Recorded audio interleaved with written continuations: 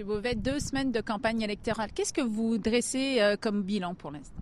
Jusqu'à maintenant, les attentes étaient très basses pour un nouveau parti qui s'appelle la Coalition Avenir Québec, qui a su retenir l'attention, qui a su faire des annonces ou des engagements populaires qui ratissent large, qui répondent à des préoccupations des Québécois. Il y a eu des thèmes qui ont été abordés pendant cette campagne électorale par ce nouveau parti, notamment la corruption, l'intégrité du gouvernement.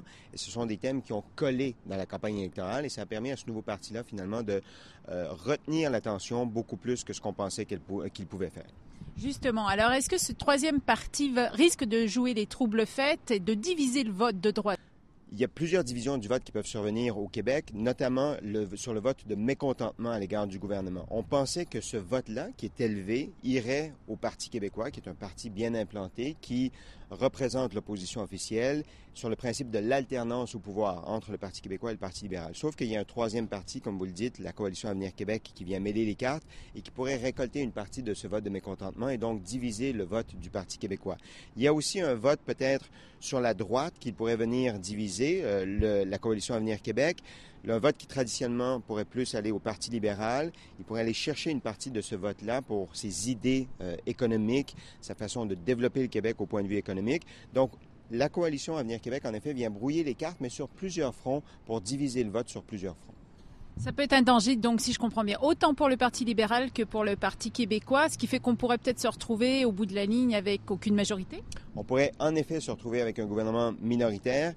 La ligne de passage est autour de 33-34 pour un parti pour former un gouvernement majoritaire. En fait, pour le Parti québécois en particulier, le Parti libéral a besoin d'un peu plus parce qu'il est un peu moins fort chez les francophones, donc autour de 36, 37, 38 mais ça fait une division à peu près égale du vote. Alors, en effet, si le vote est divisé de façon à peu près égale, on se retrouve inévitablement avec un gouvernement minoritaire qui pourrait essayer de faire des alliances avec un autre parti et possiblement nous plonger d'ici moins de 2 ans dans des élections à nouveau. 9 ans de pouvoir pour les libéraux, un bilan à défendre et à porter. C'est un avantage ou c'est un fardeau? C'est plutôt un boulet, je vous dirais, parce que le gouvernement ou le Parti libéral qui est au gouvernement depuis 9 ans est placé dans la situation où il doit défendre son bilan. Des fois, il le fait bien, des fois, il le fait un peu moins bien, mais en même temps, pour proposer de nouvelles choses, pour amener un vent nouveau, un vent de changement sur la politique québécoise, c'est beaucoup plus difficile quand ça fait 9 ans que vous êtes au pouvoir. C'est plus facile pour un nouveau parti comme la Coalition Avenir Québec. C'est beaucoup plus facile pour un parti qui a été dans l'opposition pendant toutes ces années, le Parti québécois. La question qu'on poserait au Parti libéral s'il proposait de faire une petite révolution, c'est pourquoi vous ne l'avez pas fait pendant les 9 années où vous avez été au pouvoir? Pourquoi aujourd'hui vous voulez bouleverser les choses? Alors, le Parti libéral, le parti au pouvoir, est placé dans cette situation où il doit défendre son bilan et où sa marge de manœuvre pour proposer de nouvelles choses est relativement restreinte. Et la grande inconnue finalement aussi de ce scrutin, ça va être justement le vote des jeunes. Est-ce qu'ils vont sortir voter? Est-ce qu'ils vont suivre ces consignes de leur fédération étudiante, puisqu'on est encore en pleine crise étudiante? Alors, d'après vous, est-ce qu'ils peuvent effectivement faire la différence? Il y a une très jolie expression au Québec qui dit que il faut que les bottines suivent les babines. Alors, les jeunes se sont exprimés avec leurs paroles pour critiquer la décision du gouvernement. Il faut maintenant qu'ils utilisent leurs bottines, c'est-à-dire leurs souliers, pour se rendre au bureau de vote et voter pour leurs convictions. Ça, c'est une inconnue. Historiquement, les jeunes votent beaucoup moins que les personnes plus âgées. Et en plus, on se retrouve dans une situation où ils sont de retour à l'école. Et beaucoup de jeunes au Québec étudient loin de leur résidence principale, loin de l'endroit où leurs parents habitent. Et pour voter dans leur circonscription, quand ils sont à l'extérieur de cette circonscription, c'est beaucoup plus compliqué que s'ils étaient dans leur circonscription. Alors, il y a comme des embûches envers les jeunes. Taux de participation en général assez faible. Ils sont à l'extérieur de leur région, donc il faut qu'ils prennent des mesures pour pouvoir aller voter.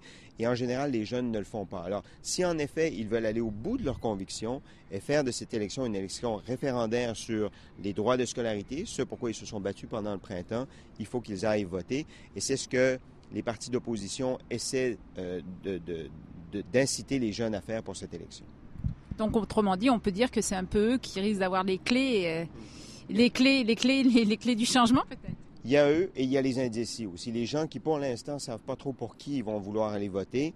Les débats des chefs vont être primordiaux pour la décision que bien des gens vont se faire. En général, les gens suivent en particulier en été, d'une oreille un peu moins attentive de la campagne électorale, mais il y a des grands rendez-vous, qui sont les débats notamment, pour se faire une idée sur les chefs pour qui on veut voter.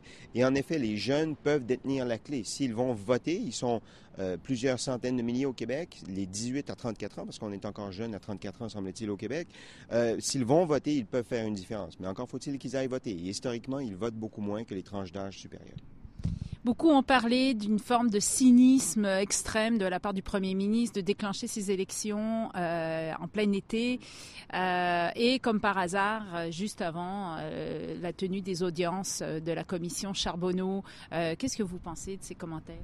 Je pense que la vérité se situe toujours un peu entre les deux extrêmes. Oui, il y a la commission Charbonneau qui pourrait faire des révélations embarrassantes pour le gouvernement et certainement que le premier ministre actuel, Jean Charest, a voulu éviter qu'en pleine campagne électorale, il y ait cette boîte à surprise qui s'ouvre et qui puisse l'embarrasser.